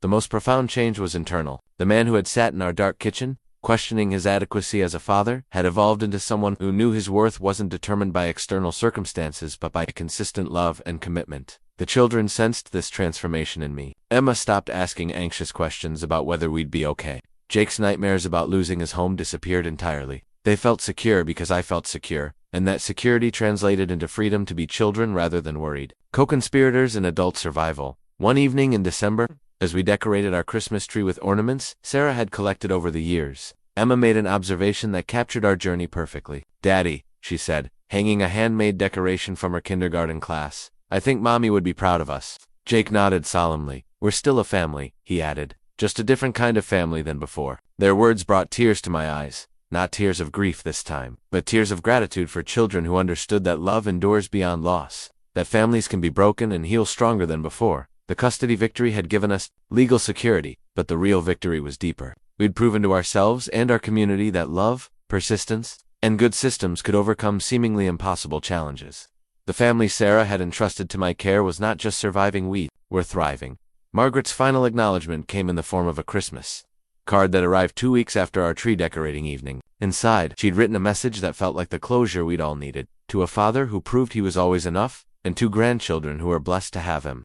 The legal documents were filed away, but the lessons learned during our custody battle would shape our family forever. We'd discovered that strength comes not from never falling down, but from getting back up together. We'd learned that community support can carry families through their darkest moments. Most importantly, We'd proven that the love between a father and his children is powerful enough to overcome any challenge. As Christmas approached, our house felt like a home again, filled with laughter, decorated with memories, and warmed by the security that comes from weathering storms together and emerging stronger on the other side. The local newspaper article appeared on a Thursday morning in March, almost a year after Sarah's death. "Single Dad's Remarkable Journey" read the headline above a photograph of Emma, Jake, and me at the courthouse steps following our custody victory. I hadn't expected the story to gain attention beyond our small community, but reporter Susan Walsh had been following our case since the legal proceedings began.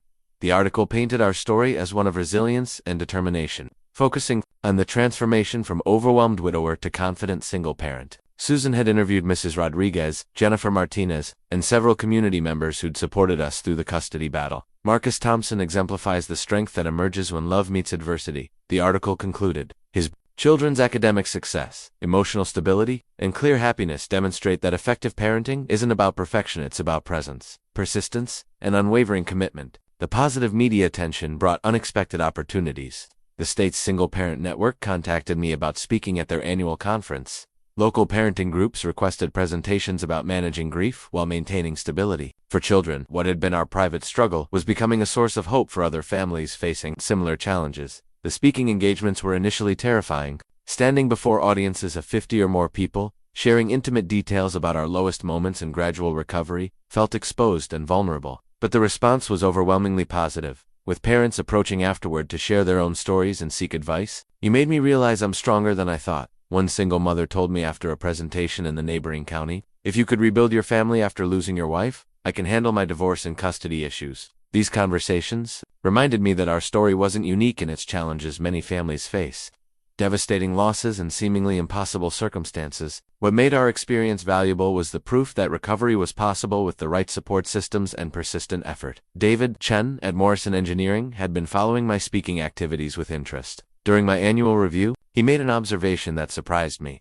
"You have a gift for communicating complex ideas in accessible ways," he said. "Have you considered developing this skill professionally?"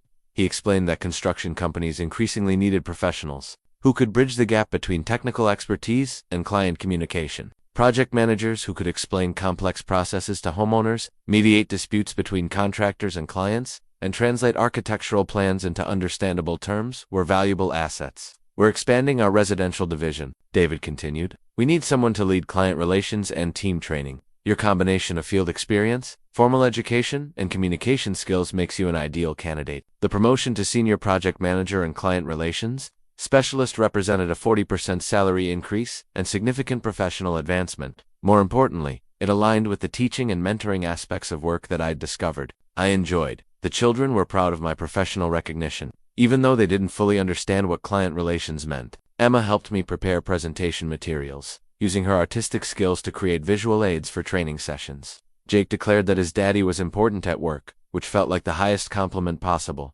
Margaret's response to our growing success was gracious in ways I hadn't expected. She'd begun attending some of my speaking engagements, sitting in the back row and listening to me describe our journey from crisis to stability. "I'm proud of what you've accomplished," she told me after one presentation. "Sarah would be amazed at the man you've become." Her words carried weight because they represented acknowledgement from someone who'd doubted my capabilities. Margaret had witnessed our lowest moments and our highest achievements, making her recognition particularly meaningful. The speaking opportunities led to an invitation I'd never anticipated.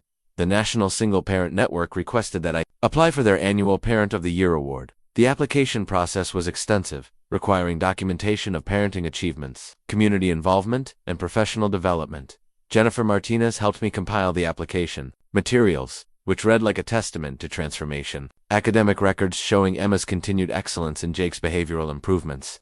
Employment documentation detailing my career advancement. Character references from teachers, neighbors, and colleagues who'd watched our family rebuild itself.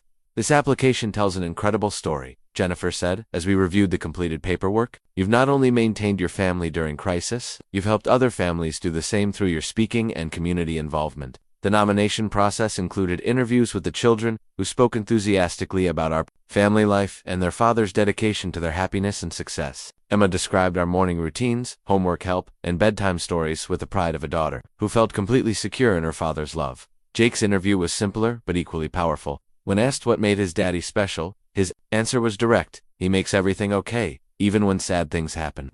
The regional judging panel included social workers, family counselors, and previous award recipients who evaluated not just parenting effectiveness, but also community impact and personal growth. Our story stood out because it demonstrated recovery from devastating loss rather than simply maintaining existing stability.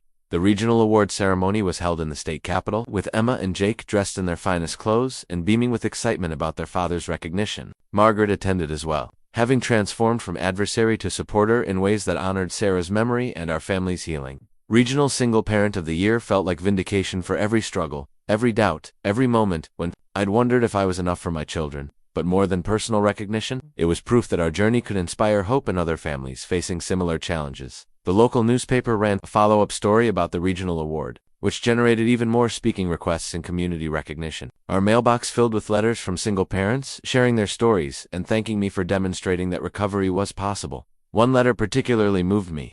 From a recent widower with young children who'd read our story online. "You showed me that being overwhelmed doesn't mean being inadequate," he wrote. "I'm going to keep trying because you proved it gets better." The ripple effects of sharing our story extended far beyond my expectations. What had begun as survival had evolved into service, helping other families navigate their own crises with hope rather than despair. But perhaps the most meaningful recognition came from an unexpected source. Emma's school principal called to inform me that she'd been selected as Student of the Month, not just for academic achievement but for her kindness toward classmates who were struggling with family difficulties. "Emma has a special ability to help other children feel better when they're sad," Mrs. Franklin explained. "She understands loss in ways that make her particularly compassionate. Her teacher says she's like a little counselor for classmates going through hard times." The recognition reflected how our family's journey through grief and recovery had shaped Emma's character in positive ways. She'd learned that people could survive terrible losses and emerge stronger, and she was sharing that hope with her peers. Our transformation from a family in crisis to a family serving others felt like the natural progression of everything Sarah had hoped we could become. Her death had broken us temporarily, but our healing had created something beautiful, not just renewed strength, but the ability to help others find their own path through darkness into light. The National Single Parent of the Year award ceremony was held in Washington, D.C. on a crisp Saturday morning in October, 18 months after Sarah's death and 6 months after our custody victory. Emma and Jake had never been on an airplane before, and their excitement about the trip overshadowed any nervousness I felt about the formal recognition. The hotel ballroom was filled with 300 people award nominees, family members, social workers, and representatives from organizations supporting single-parent families. I felt overwhelmed by the scale of the event, humbled to be among parents who'd overcome challenges, ranging from domestic violence to military deployment to economic hardship. Emma wore the navy dress Sarah had bought for special occasions, altered by Margaret to fit her growing frame. Jake had insisted on wearing a tie, practicing the knot technique I'd taught him until he could manage it independently. They understood this was an important day for our family, carrying themselves with the dignity of children who felt genuinely proud of their father. Margaret had flown in from home, her presence representing the complete transformation of our relationship from adversarial to supportive. She'd helped the children choose gifts for Mia, new briefcase from Emma, and a coffee mug declaring, "World's best dad" from Jake. "I want everyone to know how proud I am of you," she told me, as we prepared for the ceremony. "Sarah would be absolutely amazed at what you've accomplished." The award presentation began with video profiles of the 5 national finalists. Our segment included interviews with Emma and Jake, Mrs. Rodriguez from the custody case, David Chen from Morrison Engineering, and several families I'd spoken to at single-parent support groups. Watching our story unfold on screen felt surreal. The early images showed me haggard and overwhelmed, struggling to manage basic household tasks while grieving Sarah's death. Later footage captured our family functioning smoothly, children thriving academically, organized home routines, community involvement, and professional success. Marcus Thompson represents the resilience that emerges when love meets adversity. The narrator explained over images of us working on homework together. His transformation from overwhelmed widower to confident single parent demonstrates that effective parenting isn't about perfection, it's about persistence, presence, and unwavering commitment to children's welfare. The video included Emma's clear voice explaining why her daddy deserved recognition. "He learned how to braid my hair and help with math homework and make Jake stop having nightmares. He did everything mommy used to do, but in his own way."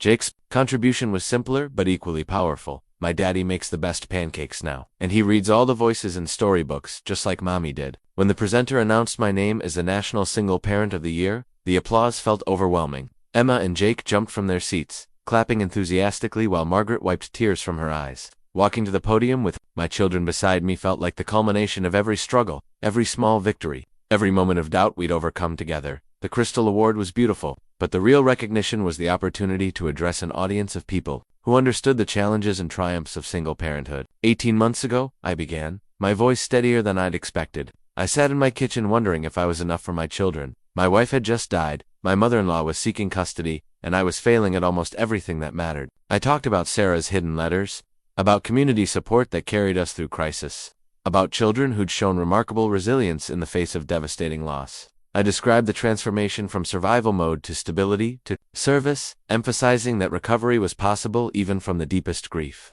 This award belongs to everyone who refused to let our family fail. I continued, teachers who saw potential in struggling children, neighbors who provided practical support without judgment, a legal system that recognized love over affluence, a community that believes families can heal and grow stronger after breaking. I looked at Emma and Jake standing beside the podium, their faces glowing with pride and security. But mostly, this award belongs to two incredible children who taught me that being a good father isn't about being perfect, it's about showing up, loving fiercely, and never giving up on the people who matter most. The standing ovation that followed felt like validation for every parent in the room who'd ever doubted their adequacy, every family that had faced seemingly impossible challenges, every person who'd wondered if love was enough to overcome devastating circumstances. The reception afterward brought conversations with families from across the country, each sharing stories of triumph over adversity. A military mom who'd managed deployment while caring for special needs children, a father who'd rebuilt his family after escaping domestic violence, a grandmother raising grandchildren while battling cancer. You gave me hope when I needed it most, one father told me. I heard you speak 6 months ago when I was considering giving up custody. Your story convinced me to keep fighting for my kids. These conversations reminded me that our journey had meaning beyond our family's recovery. By sharing our story, we'd become part of a network supporting other families through their darkest moments. Emma and Jake handled the attention with remarkable grace, answering questions about their experience and offering encouragement to other children whose families were struggling. Their resilience and emotional intelligence reflected not just their natural temperament, but the security that came from feeling completely loved and supported. It's okay to be sad when bad things happen, Emma told a young girl whose father had recently died, but your mommy will take care of you, and you'll learn to be happy again. It just takes time. The ceremony concluded with a group photograph of all award recipients and their families. Looking at the image later, I saw faces that reflected every emotion of single parenthood: exhaustion and determination, grief and hope, struggle and triumph. The flight home was quieter, with Emma and Jake finally succumbing to exhaustion after the excitement of the day. As they slept beside me, I reflected on the distance we'd traveled, not just geographically, but emotionally and practically. The man who'd accepted the National Single Parent of the Year award bore little resemblance to the broken widower who'd sat in our dark kitchen 18 months earlier. That transformation hadn't happened through willpower alone, but through the gradual accumulation of small victories, community support, and children who'd never stopped believing in their father's love. Margaret had been right to challenge my adequacy, not because I was truly inadequate, but because the challenge had forced me to discover strengths I'd never known I possessed. The custody battle that had seemed so threatening had become the catalyst for proving I was exactly the father Emma and Jake needed. As our plane descended toward home, I thought about Sarah's final letter, the one I knew was waiting for moments exactly like this. She'd anticipated our success because she'd seen potential in me that I'd never recognized. Her faith had sustained me through the darkest periods and guided me toward becoming the man she'd always believed I could be. The award sitting in my carry-on bag was beautiful, but the real prize was sleeping beside me, two children who felt completely secure in their father's love, proud of their family's journey, and confident about whatever challenges or opportunities lay ahead. Sarah's final letter waited in her jewelry box for 2 years, marked for when you've made it through, in her careful handwriting. I discovered it on a quiet Sunday evening in December, while searching for Emma's grandmother's ring that Margaret wanted to pass down for Emma's upcoming 10th birthday. The envelope was thicker than the others, sealed with extra care, and marked with a date 2 days before Sarah's death. She'd written this final message when she knew the end was near, when she'd had time to consider everything she wanted me to know about the journey ahead. I sat in our bedroom, the same room where Sarah had spent her final months, and opened the letter with hands that no longer shook with grief, but trembled with anticipation of her final wisdom. My beloved Marcus, it began, if you're reading this letter,